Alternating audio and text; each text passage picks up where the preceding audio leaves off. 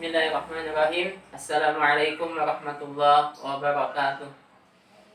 Alhamdulillahilladzi anzalal kitaba ala 'abdihi wa lam yaj'al lahu 'iwaja. Wassalatu wassalamu ala nabiyyina Muhammad wa ala alihi wa sahbihi wa mawalah. Subhanaka la 'ilma lana illa ma 'allamtana innaka antal 'alimul hakim. Wa la haula wa la quwata illa billahil 'aliyyil 'azim. Ikhwah, kita berharap, kita meminta agar Allah selalu memberikan kita, menunjuki kita kepada jalannya yang lurus, agar Allah selalu mencurahkan rahmat dan kasih sayangnya kepada kita, dan agar Allah memudahkan selalu urusan kita dan memberikan kita kebaikan di dunia dan juga kebaikan di akhirat. Amin. Kita lanjutkan pembahasan surat Az-Zalzalah, surat yang ke-99. Kita kemarin sudah sampai ayat yang kelima. Bi'anna rabbaka wahalaha, karena pada hari kiamat kelak bumi menceritakan kejadian yang begitu besar tadi kepada manusia, karena Allah yang memerintahkannya untuk terguncang, dan kemudian Dia mengeluarkan apa yang ada di dalamnya. Dan juga bumi sebagai alat perekam yang begitu besar, alat perekam yang begitu akurat, akan menceritakan semua hal yang pernah terjadi di atasnya.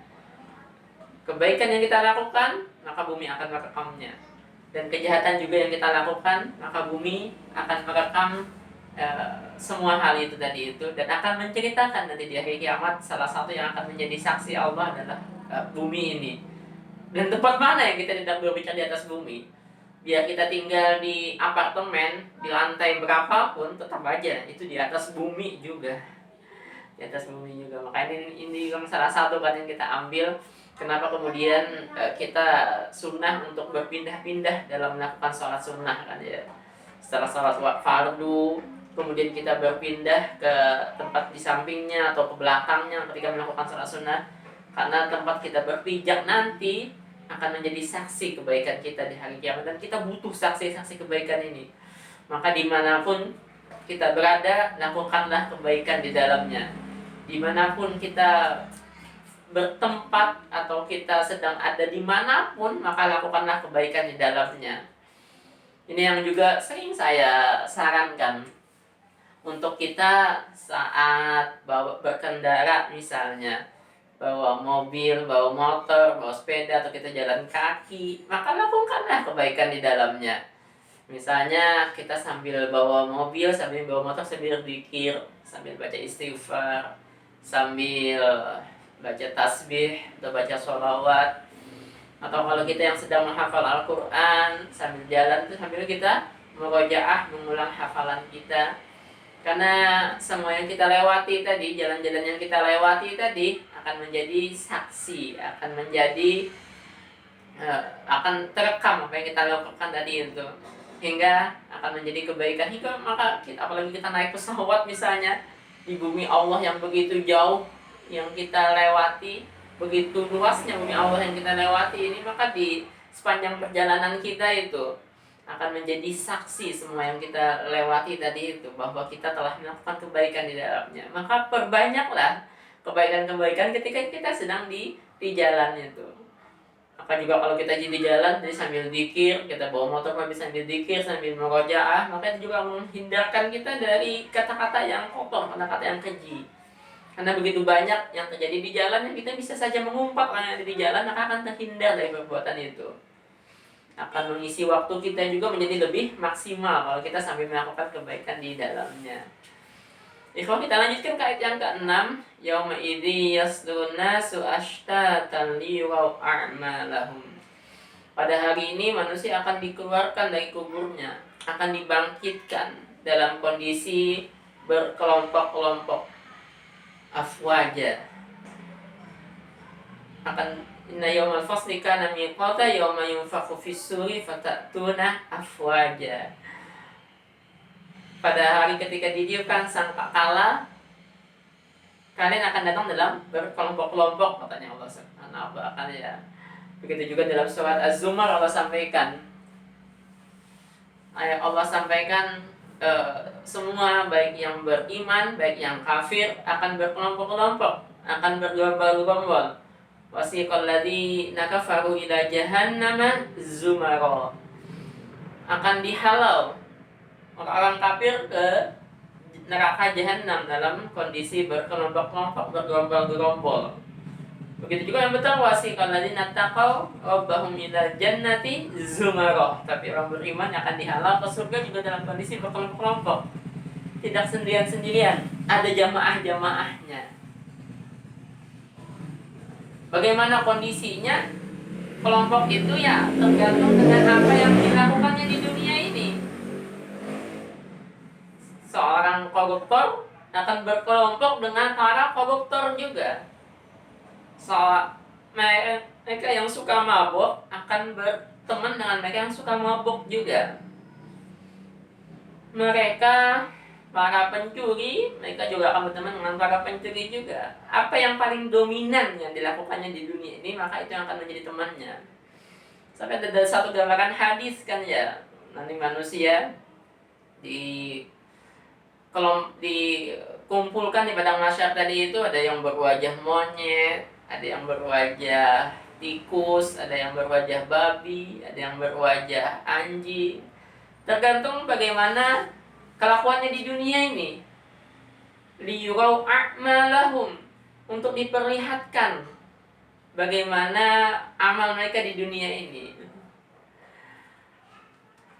Ada orang yang sampai dikumpulkan dalam kondisi lebih cakep, lebih tampan, lebih gagah daripada kondisi ketika di dunia ini. Macam-macam nanti memang kondisi di padang mahsyar. Seperti Allah sampaikan di surat Ali Imran ayat yang ke-106, yauma tabyaddu wujuh wa taswaddu wujuh, hari ketika wajah menjadi putih, bercerah-cerah, berseri-seri, wa taswaddu wujuh, dan ada wajah orang yang dalam kondisi hitam legam, hitam pekat, macam-macam kan ya. Ada wujuh yawma idzin khashi'ah, ada wujuh yawma idzin na'imah, ada yang wujuh yawma idzin musfirah, ada wujuh yawma idzin 'alaiha ghabarah. Macam-macam wajah nanti orang di hari kiamat itu.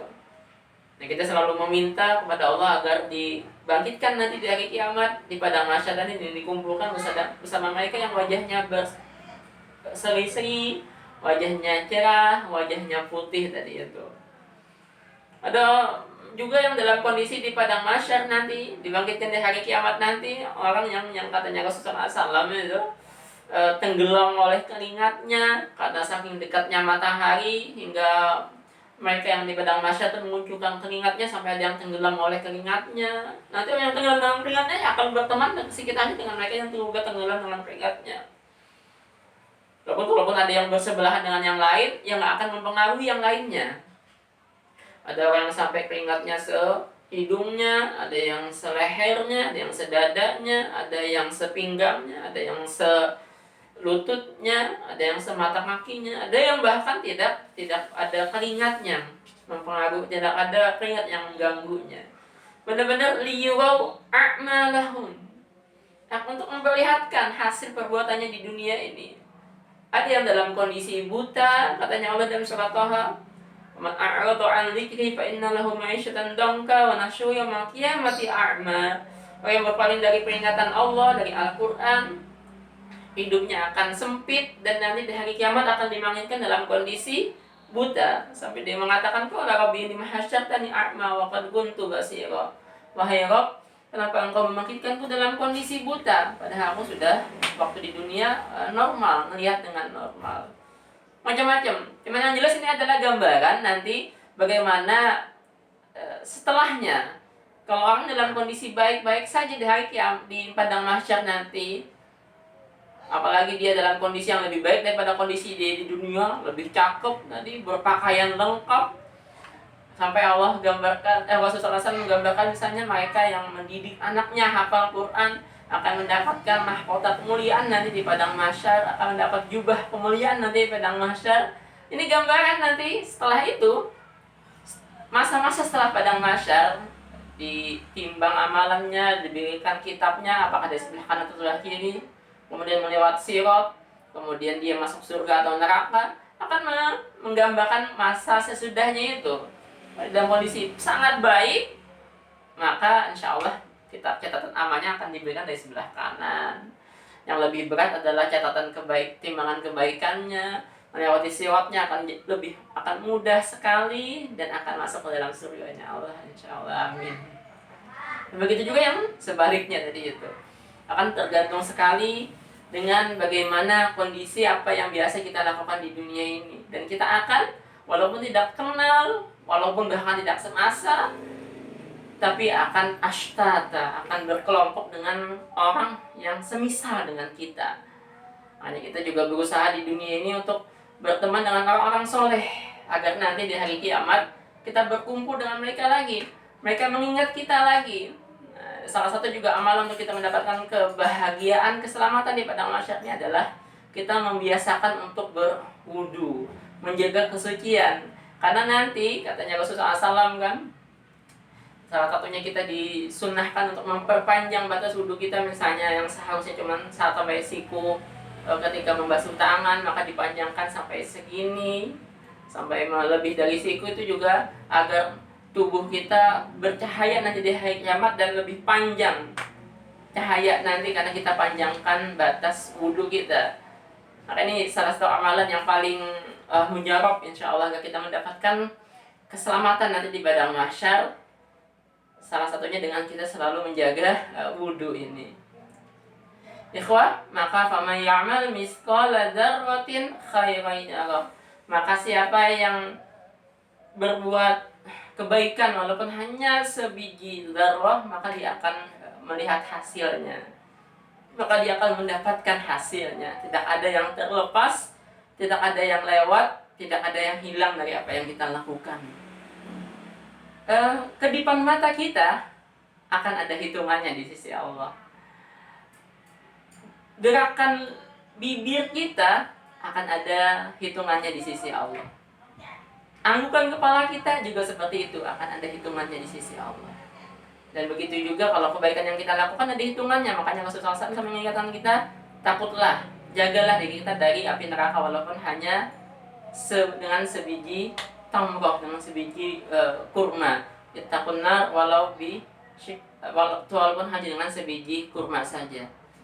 Maka perhatikanlah sedikit apapun yang kita lakukan tadi itu. Kita bisa masuk surga hanya dengan membuang duri yang ada di jalan, dan bahkan kita bisa masuk neraka naudzubillah min dzalik hanya dengan kata-kata yang sedikit. Karena ada katanya Rasulullah SAW, seorang mengatakan yang baik, dengan itu dia masuk surga, dan seorang mengatakan kata yang jelek walaupun hanya 1 kata, tapi dengan itu dia masuk neraka. Berhati-hatilah, ini maknanya. Maka ini inti dari surat Az-Zalzalah ini, ayat ke-7 ke-8-nya. Ini gambaran juga dari bumi akan menjadi kamera besar buat kita, rekaman besar buat kita. Maka fama ya'mal misqala dzarratin ini harus kita perhatikan sekali, karena salah satunya akan menjadi saksinya adalah bumi yang kita berpijak di atasnya. Dan ya Allah wa iyyakum ajma'in, demikian, semoga bermanfaat. Wassalamualaikum warahmatullahi wabarakatuh.